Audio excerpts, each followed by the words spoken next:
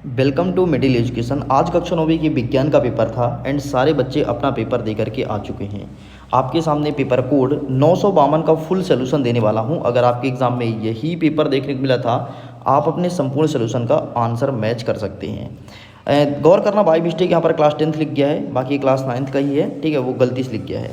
अगर आपके स्कूल में कोई और सेट का पेपर देखने को मिला था तो आप मेरे इस नंबर पर व्हाट्सअप करिएगा अपने पेपर को, ताकि हम आपके पेपर का वीडियो बना पाएँ। हमारा नंबर है 7470 705 और 703।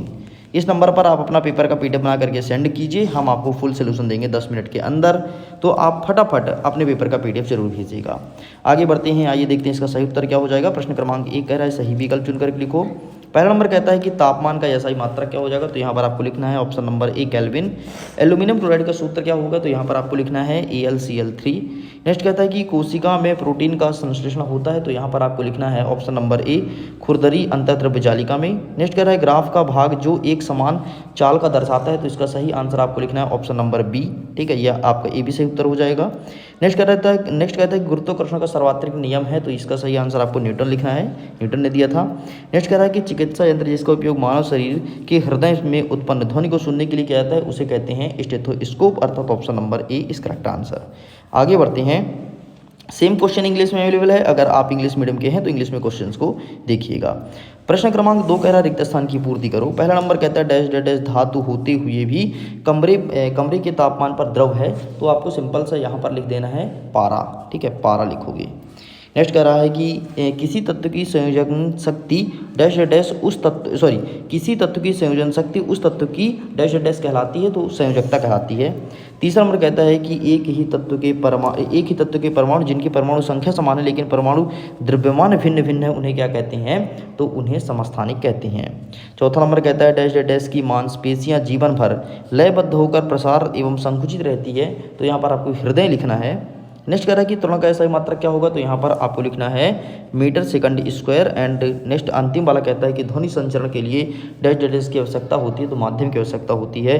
माध्यम आपका ठोस, द्रव, गैस कुछ भी हो सकता है। आगे बढ़ते हैं, नेक्स्ट क्वेश्चन को कवर करते हैं। प्रश्न क्रमांक 3, एक साइड लिखा है कॉलम A, दूसरी लिखा है कॉलम नंबर बा। सारे क्वेश्चन आंसर को मैच करते हैं। पहला नंबर कहता है कि ठोस कार्बन डाइऑक्साइड, तो इसका सही आंसर हो जाएगा ऑप्शन नंबर आपका बी शुष्क बर्फ। नेक्स्ट कहता है आपका न्यूट्रॉन, तो इसका सही आंसर हो जाएगा जेम्स चैडविक। नेक्स्ट कहता है कोशिका, तो इसका सही आंसर हो जाएगा रॉबर्ट हुक। नेक्स्ट कहता है संवेग, तो इसका सही आंसर हो जाएगा आपका MV। नेक्स्ट कहता है कि मानवों में ध्वनि श्रव्यता, तो इसका सही आंसर हो जाएगा 20 हर्ट्ज से लेकर के 20,000 हर्ट्ज तक। एंड मधुमक्खी, तो इसका सही आंसर हो जाएगा आपका ऑप्शन नंबर जी एप्सिन सेरेना इंडिका, ठीक है, इनका साइंटिफिक नेम है। बाकी आगे बढ़ते हैं, नेक्स्ट प्रश्न क्रमांक 4 को कवर करते हैं। इसमें कहता है एक वाक्य में उत्तर दीजिए। पहला नंबर कहता है कि 273 केल्विन को हमें डिग्री सेल्सियस में परिवर्तित करना है, तो कुछ मत करो, 473 केल्विन है, तो आप इसको 273 से घटा दो, तो ये आ जाएगा आपका 200 डिग्री सेल्सियस, एंड ये होगा उत्तर। नेक्स्ट कहता है कि मिल्क ऑफ मैग्नीशिया में परिक्षेपण का माध्यम क्या होगा, तो यहाँ पर आपको पानी लिखना है, पानी उसका माध्यम हो जाएगा।